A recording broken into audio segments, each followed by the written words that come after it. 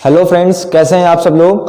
पिछला वीडियो हम लोगों ने ऊष्मा के बारे में किया था, जिसमें हम लोगों ने ऊष्मा के बारे में सारी बातें जान ली थी और ऊष्मा और विशिष्ट ऊष्मा के बारे में, ठीक है।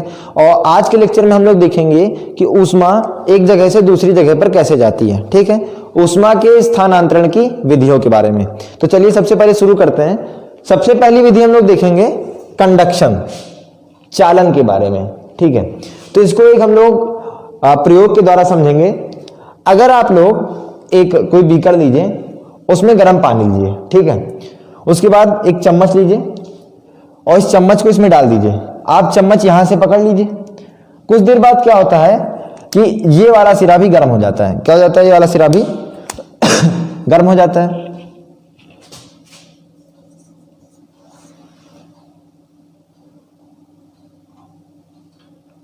इसको निकाल ही देंगे। सबसे पहला हम लोग ऊष्मा के स्थानांतरण में देखेंगे कंडक्शन। क्या देखेंगे? कंडक्शन। कंडक्शन को हम हिंदी में कहते हैं चालन, ठीक है। इसको हम लोग एक प्रयोग के द्वारा समझेंगे। हम लोग एक गर्म पानी का विलयन लेंगे, उसमें क्या करेंगे, एक चम्मच को इस वाले सिरे से पकड़ेंगे, इसमें डाल देंगे। कुछ समय बाद क्या होगा कि ये वाला सिरा भी गर्म हो जाएगा कि नहीं हो जाएगा, ठीक है। तो ये गर्म कैसे हुआ? ये गर्म हुआ, देखो एक्चुअली में गर्म क्या था? गर्म तो था पानी, लेकिन यहां से क्या हुआ, ऊष्मा यहां चली गई, तभी तो ये भाग गर्म हुआ होगा ना। जैसे एक और प्रयोग देखते हैं। आप एक मेज पे क्या रख दीजिए, यहां पे ईटा रख दीजिए और यहां पे एक जो लोहे की पटरी आती नहीं है उसको लगा दीजिए और यहां पे कुछ पिन लगा दीजिए, ठीक है। और इसके एक कोने को गर्म कीजिए ना। कुछ देर बाद क्या देखते हैं कि ये जो पिन होती है अपने आप गिरने लगती है नीचे। ये जो पिन अपने आप नीचे गिरने लगती हैं। तो ये नीचे अपने आप कैसे गिर रही है? ये जो पिन है ना, ये आपकी मोम की पिन है। ये किसकी पिन है? मोम की। ये क्यों गिर रही है भाई? गर्म तो आप ये वाला सिरा कर रहे हो, और अगर मोम की पिन गिर रही है तो मोम की पिन ऐसे तो गिरेंगे नहीं, उसको तो हम लोग चिपका के रखे हुए हैं। उसको हम लोग गर्म कर रहे हैं, इसी वजह से वो पिघल के गिर रही है। तो आखिर ये ऊष्मा यहां से यहां कैसे पहुंच जा रही है? या गर्म तो था पानी, लेकिन ये इस वाले सिरे से यहां कैसे पहुंच जा रही है? तो इसी का जो फंडा है वो हम लोग समझते हैं चालन से, ठीक है। ऊष्मा के स्थानांतरण की जो पहली विधि होती है कंडक्शन या चालन। चालन में क्या होता है? ऊष्मा चल के जाती है, हमेशा याद रखो। चालन में क्या होता है? ऊष्मा चल के जाती है। ऐसे थोड़े ना चल के जाएगी। चल के कैसे जाएगी? ये जो चम्मच है आपका, चम्मच किससे मिलके बना होगा? छोटे छोटे परमाणुओं अणुओं से, ठीक है। तो देखो ध्यान से, होगा क्या, ये जो पानी आपका गर्म पानी है ना, ये गर्म पानी जो इसके पास वाला जिसमें चम्मच डूबा हुआ है, इसके अंदर के जो अणु को उसको गर्म कर देगा। अब जो अणु ज्यादा गर्म हो जाएगा तो अपनी गर्मी को बगल वाले अणु में दे देगा।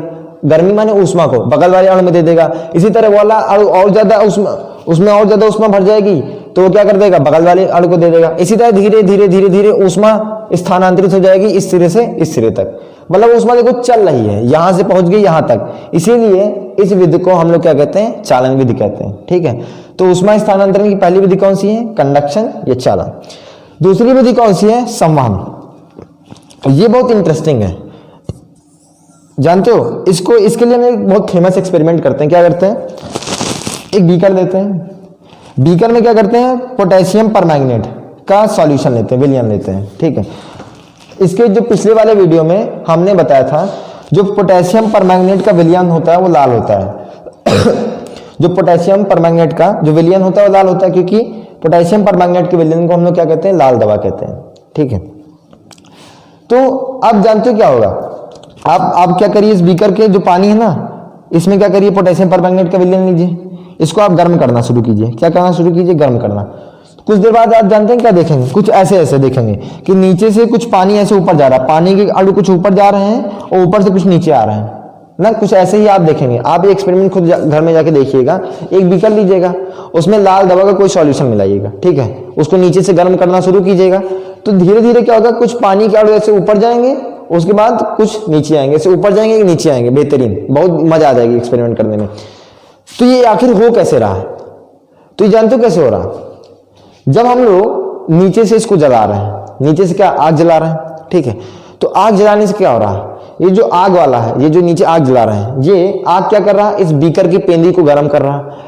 अब बीकर की पेंदी को गर्म करने से क्या हो रहा है, बीकर की पेंदी के अंदर क्या भरा है, पानी भरा है। तो जैसे जैसे बीकर की पेंदी गर्म हो रही, तो वैसे वैसे नीचे के जो पानी, नीचे का जो पानी है वो, उसके जो आड़ू है वो भी गर्म हो रहे हैं, ठीक है। और जो चीज गर्म होती है क्या होती है, वो हल्की होती है। जैसे जैसे कोई देखो, हम लोग कहते हैं नहीं, गर्म हवा जो होती है वो ऊपर जाती है, उसी तरीके से क्या होता है, जैसे नीचे वाले आड़ू जो पानी वो गर्म हो जाता है, वो क्या हो जाता है, ऐसे ऊपर जाता है, ठीक है।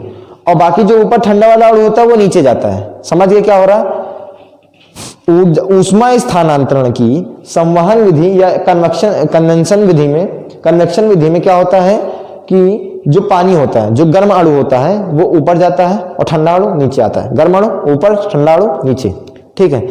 इसमें क्या हो रहा था, इसमें एक अणु अपनी ऊष्मा को, अपनी ऊर्जा को दूसरे अणु को दे रहा था, लेकिन यहाँ पे एक अणु अपनी ऊर्जा को दूसरे अणु में नहीं दे रहा, वो खुद चल के ऊपर चला जा रहा, गर्म ऊपर चला जा रहा, ठंडा नीचे आ रहा, इसीलिए आपको ऐसा दिखाई पड़ रहा, ठीक है। तो जो ऊर्जा की स्थानांतरण की एक विधि, स्थानांतरण माने क्या होता है, एक जगह से दूसरी जगह जाना। ऊर्जा, ऊष्मा कैसे आ सकती है एक जगह से दूसरी जगह पे, एक चालन विधि द्वारा, दूसरा कन्वेक्शन विधि द्वारा। देखो यहां से ऊष्मा कहां जा रही, ऊपर जा रही, फिर नीचे जा रही, इसी तरह धीरे धीरे क्या हो जाता है, पूरा पानी गर्म हो जाता है। अब दैनिक जीवन में क्या उपयोग है भाई इस संवहन विधि के, इस संवहन विधि के दैनिक जीवन में क्या उपयोग है। तो जैसे हम कमरे में अभी हम लोग सांस ले रहे हैं और सांस छोड़ भी रहे हैं, तो जो सांस छोड़ते हैं आप ध्यान से देखिएगा, जब सांस छोड़ते हैं तो जो हवा निकलती है वो गर्म हवा निकलती है, ठीक है। तो अगर वो गर्म हवा निकल रही तो क्या होगा, वो हल्की होगी, वो कहाँ जाएगी, ऊपर जाएगी, और ऊपर जो बाहर यहाँ पे रोशनदान लगे उससे बाहर निकल जाएगी। तो ये क्या है, यही है संवहन विधि द्वारा ही तो है ऊर्जा, ऊष्मा का स्थानांतरण हो रहा, कि जो हवा निकल रही गर्म गर्म हवा वो कैसे जा रही, ऊपर उठ के बाहर चली जा रही।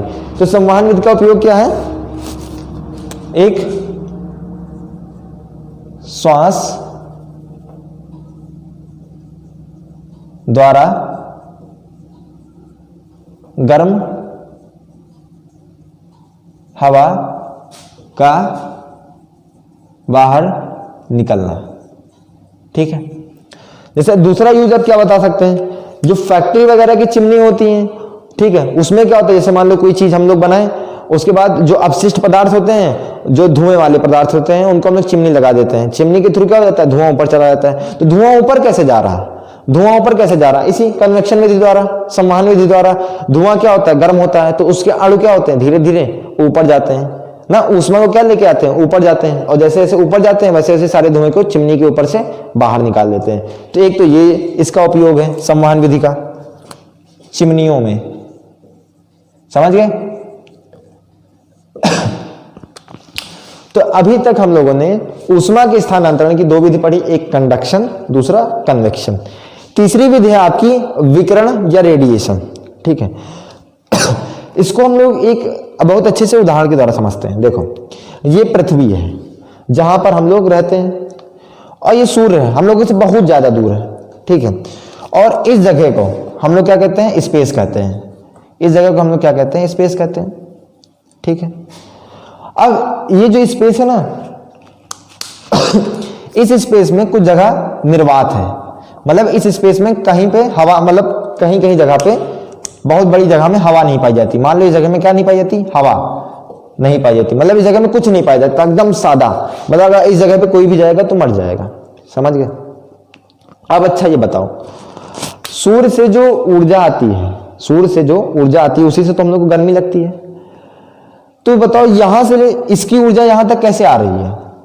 अभी तक हम लोगों ने दो विधि में पढ़ा, एक कंडक्शन और कन्वेक्शन में, दोनों में जो ऊर्जा स्थानांतरित हो रही थी कैसे हो रही थी, अणुओं के द्वारा। यहां पे क्या अणु गर्म हो रहे थे, वो दूसरे अपनी ऊष्मा को दूसरे में दे रहे थे, फिर वो अपनी ऊष्मा को दूसरे में दे रहे थे। इसमें क्या हो रहा था, अणु खुद उठ के ऊपर नीचे जा रहे थे, गर्म वाला ऊपर ठंडा वाला नीचे, मतलब अणुओं के द्वारा हो रहा था। लेकिन यहां पे तो अणु है ही नहीं, क्योंकि यहां पे तो कुछ है ही नहीं। तो यहां पे ऊष्मा को कौन ट्रांसफर कर रहा है, यहां पे ऊष्मा को कौन ट्रांसफर कर रहा है, तो यहां पे तो ऊष्मा को ट्रांसफर करने के लिए तो कोई बचा नहीं, मतलब ना यहां पे कंडक्शन हो सकता है ना यहां पे कन्वेक्शन हो सकता है। तो यहां पे ऊर्जा का ट्रांसफर कैसे होता है, या ऊष्मा का ट्रांसफर। ऊर्जा और ऊष्मा हमारा आप समझ रहे हो नहीं, कल वाले लेक्चर में हमने बताया था आपको कि ऊर्जा और ऊष्मा क्या है, दोनों एक ही है। तो यहां पर इस सूर्य की जो ऊर्जा या ऊष्मा का ट्रांसफर कैसे होता है, ना कंडक्शन से हो सकता है ना कन्वेक्शन से हो सकता है। तो तीसरा तरीका है ऊष्मा के ट्रांसफर का, वो यहां पे यूज होता है। क्या है तरीका? वो रेडिएशन या विकिरण का। इसमें क्या होता है, वो कुछ जैसे लाइट हो गई आपकी, बल्ब वगैरह हो गई, वो कुछ विकिरण, कुछ रेडिएशन, कुछ किरणें निकालती है। क्या? ऊष्मा के लिए, मतलब ऊष्मीय कुछ किरणें निकालती है। उस किरणें के द्वारा हम लोग को ऊष्मा या गर्माहट महसूस होती है। समझ गए? मतलब ये जो सूरज है, आपने चारों ओर क्या निकालना? ऊष्मीय किरणें निकालना। ये ऊष्मीय किरणें इस पृथ्वी पर पड़ रही हैं, जिसकी वजह से हम लोग को गर्मी लगती है। ठीक है, तो यहां पर जो विकिरण के द्वारा क्या हो रहा है कि जो सूर्य है वो कुछ विकिरण निकाल रहा है। समझ गए आप?